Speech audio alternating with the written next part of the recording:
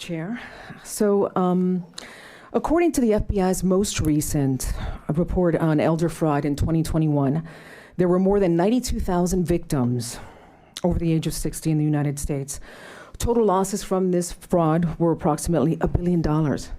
And not surprisingly, Florida ranked second in the country in fraud victims, over 60 at about 9,645.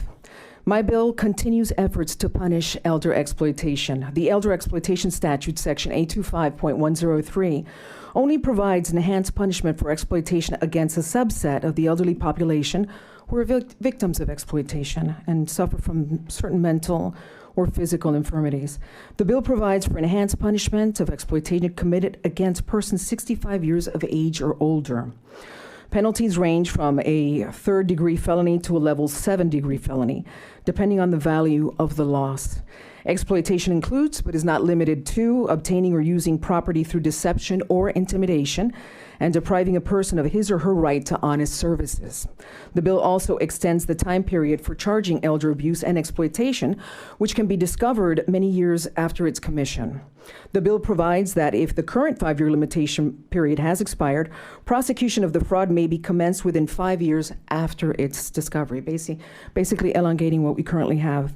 Finally, the bill authorizes the state to move the court to advance the trial of elder exploitation on the docket and provides for a petition for an injunction for protection of a person 65 years of age or older who is in imminent danger of being exploited.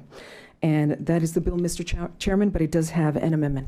Yes, you can present the amendment, barcode 942216.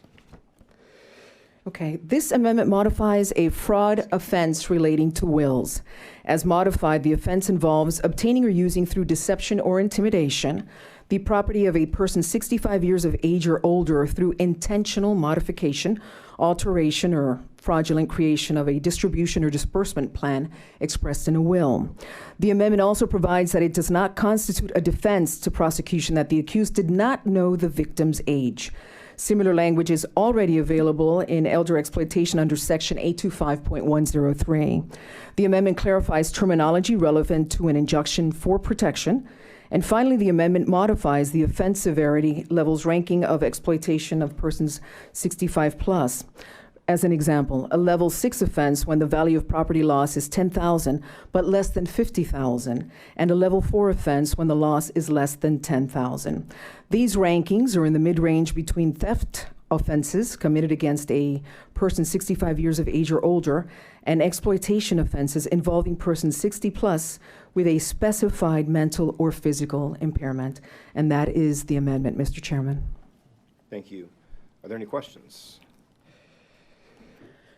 Appearance cards to speak on the amendment. Debate on the amendment. Senator Garcia, you can close on the amendment. We've closed. All right. Without objection, we'll show the amendments adopted. Are there any questions on the bill as amended? Appearance cards. We have it's like 3 of them. We're going to have Barney Bishop III, waiving in support, Florida Smart Justice. Libby Guzzo, Attorney General's Office, waiving in support. And then we have one speaker with the AARP, Karen Murillo. You have 3 minutes. You can come forward.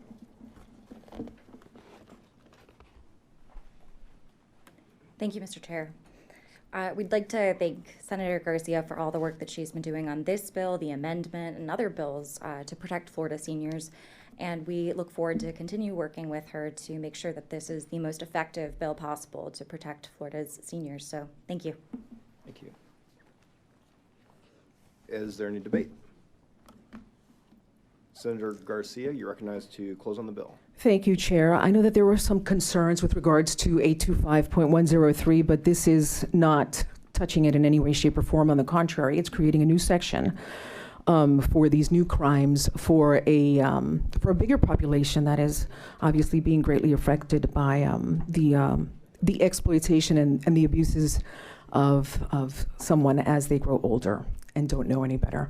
So with that, I ask for your favorable support. Thank you. Sue, please call the roll on CS for SB 232. Senator Ngolia? Yes. Senator Perry? Yes. Senator Pizzo? Yes. Senator Polsky?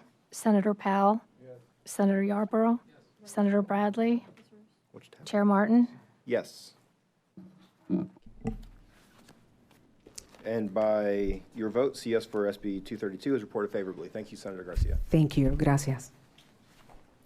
De nada. That's all the Spanish I know and can speak. All right.